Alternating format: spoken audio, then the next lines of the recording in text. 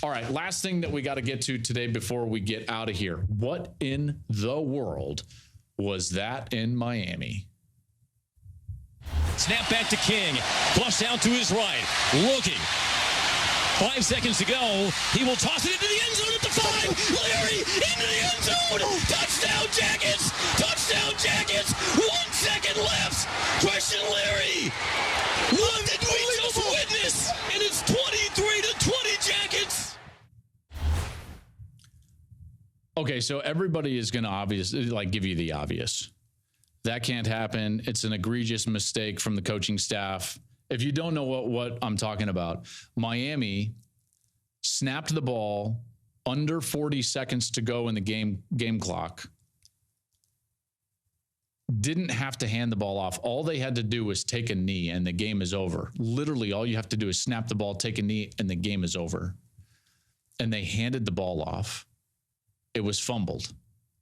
Egregious mistake. By the way, Georgia Tech still had to go 74 yards in 26 seconds and did it. So everyone's going to talk about the mistakes from the coaching staff.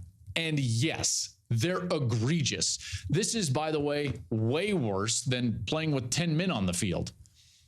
You won the game. It's not even about putting your players in the best position to succeed. You won the game. I can't. Mario Cristobal is going to receive a lot of heat for this, and rightly so.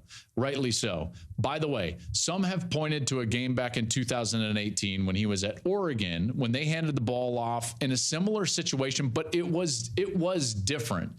He handed the ball off to C.J. Verdell against Stanford, who fumbled in the final minute. Stanford, it wasn't as egregious as this one. It was 2nd and 3, first of all, and taking a knee the rest of the way would have meant that they would have had to punt with about, I think, 12 seconds on the clock in that game. So those that suggest that it was exactly like, it wasn't exactly like, okay, it was. Now, that one was also egregious, and there's ways you could have managed that game better, but it's 2nd and 3, you get the first down, and then you can take a knee in that game. Some have also pointed to the fact that, hey, he never takes knees, even when he's up a lot. Nope, don't buy that whatsoever. Not one bit. I would have thought he would learn from a game like 2018 Oregon-Stanford and that fumble and be better in those clock situations, but apparently he's not. This was an egregious error by so many people, and Mario's going to have to answer for it, and rightly so. But to me, it's bigger than that, okay? We can sit here and debate and talk about all this stuff all we want, but as a player, here's what I worry about for Miami. Trust. As a player, you have an understanding that your peers will make mistakes from time to time. And because you're going to make mistakes from time to time. And you understand that. Now, you hope to not make the biggest mistake, obviously, but nobody's infallible. The problem is that when it's this egregious of a mistake made by the coach, it's bigger than that. It's not a peer, and it's not just can I still trust him? It's bigger than that. There is now a fracture. If that happened on a team that I was playing for, how can I look at the coach when he steps in front of the team? That would always be in the back of my mind. I would wonder to myself, what happened? What in the world?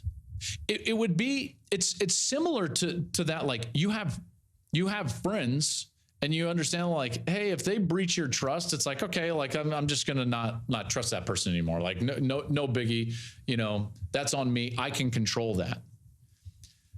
If your spouse breaks your trust, or a parent breaks your trust, right? Someone in a position of power or authority or intimacy with you breaks your trust to that degree, that's hard to come back from.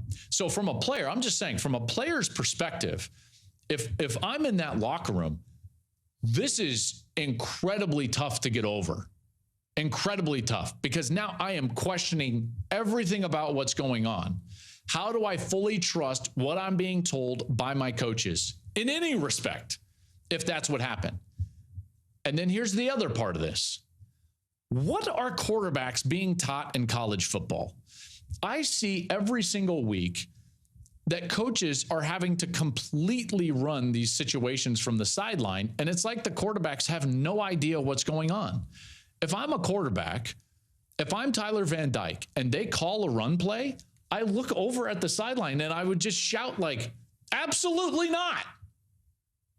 I mean, like, I'm sorry. Buck stops with you out there.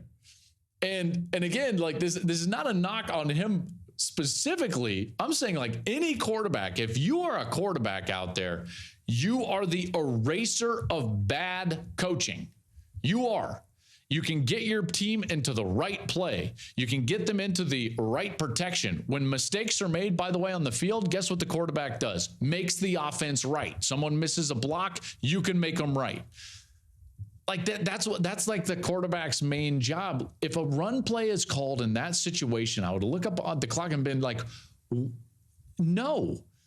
Like snap the ball and just fall down. Act like you're about to hand it off and fall down. There was plenty of times in my career where something happened in the huddle, something happened at the line of scrimmage, and I just immediately either changed course or called timeout or whatever was at my disposal. Now, I was taught situations really well.